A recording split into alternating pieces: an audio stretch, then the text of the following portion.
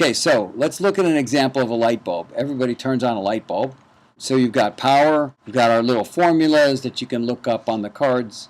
Let's just say we've got 110 volts coming out of the wall. We've got a 100-watt light bulb. What's the resistance of the light bulb? Plug in your numbers there. It's 121 ohms. So your light bulb, if it's 100 watts, has a resistance to the current flow of 121 ohms.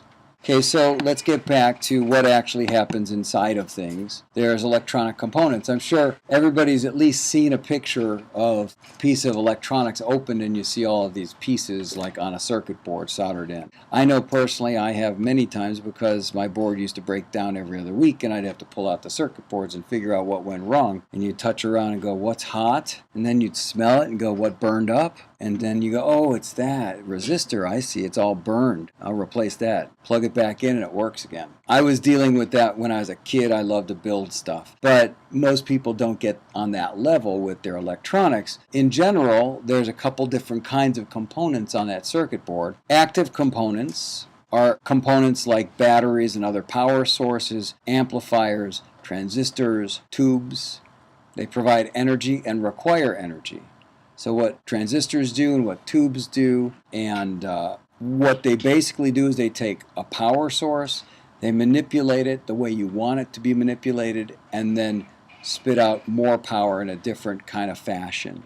But they all require energy to work. That's why you got to plug in your appliance to make it work. It needs power to work, and then inside the piece of gear it manipulates the electron flow to get exactly what you want out of the piece of gear, whether it's a television or a tape recorder or an iPhone or a computer. Now your computer, on the other hand, and your iPhone, since everybody, and your iPads and whatever else you have, they have batteries inside. And so when you run low on your battery, you go to the wall, you charge it up, right? Coming out of the wall is AC. It's 110 volts, 60 cycles, alternating current. It gets to that little white wart there that you're seeing down on the floor there, and that converts it to DC. And then the cable that comes up into your computer is direct current, and it actually charges the battery up, refills it, so to speak, like a gas tank filling up, and then you can go for another charge until it drains down again. So we use the conversion between AC and DC all the time. We use AC primarily for distributing power from places to places because it's safer than DC. But inside the pieces of gear, and basically inside your computers and your everything, most pieces of gear operate on DC, except of course things like fan. A fan is an AC unit. It uses AC, doesn't convert to DC at all. Your refrigerator uses AC for the compressor in the refrigerator. Your vacuum uses AC to run it, but almost everything else I can think of converts it from AC into DC. So you plug in your TV, goes into a circuit that takes the AC power source from the wall, converts it into DC, and then utilizes that to run your TV or whatever other kind of pieces of gear, whether it's a stereo amp or whatever, runs on DC. Inside the unit, on the outside, it's got an AC plug to get the power. We talked about active components like transistors and tubes. Let's talk about passive components. Passive components, they use energy in a circuit. They don't give back energy. And resistors, resisting the flow of current, is a passive component. Capacitors, inductors, transformers. And now may be a good time to get into what these things are. Here we go. Okay, so we've got electrical symbols.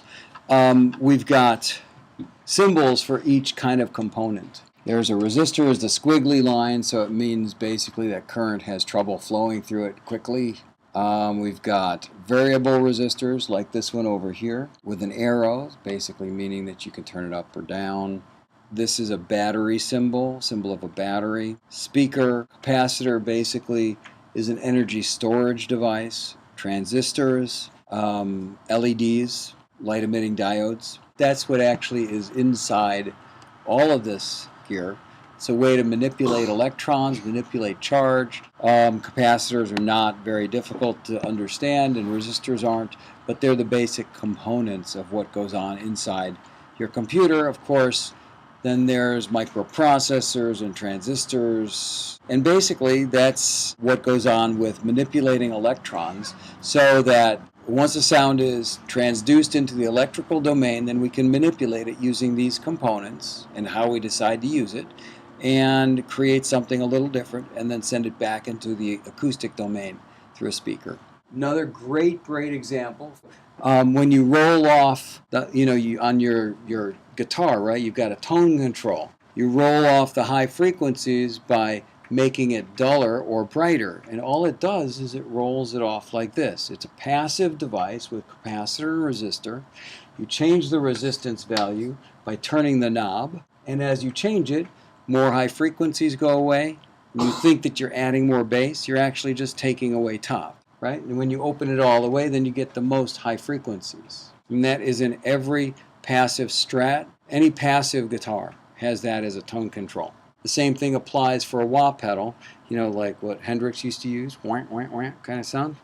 With his foot, he would move the resistance, and it would change the resistance of the signal going through, would adjust this, and so this thing would move back and forth with his foot, and it creates that sound. So there's 100 million ways I could explain it, but those are two really simple ways that just a resistor and a capacitor change what you end up hearing. But it gets more complicated than that because a lot of the electronic devices get power, and so they have active filters. This is all passive at the moment, meaning that there's no real amplifier involved. What I'm trying to show you is that with a capacitor and a resistor, you can actually manipulate sound, or actually the electrons that go into making, or the electrical signal that'll eventually become sound when it hits the speaker again.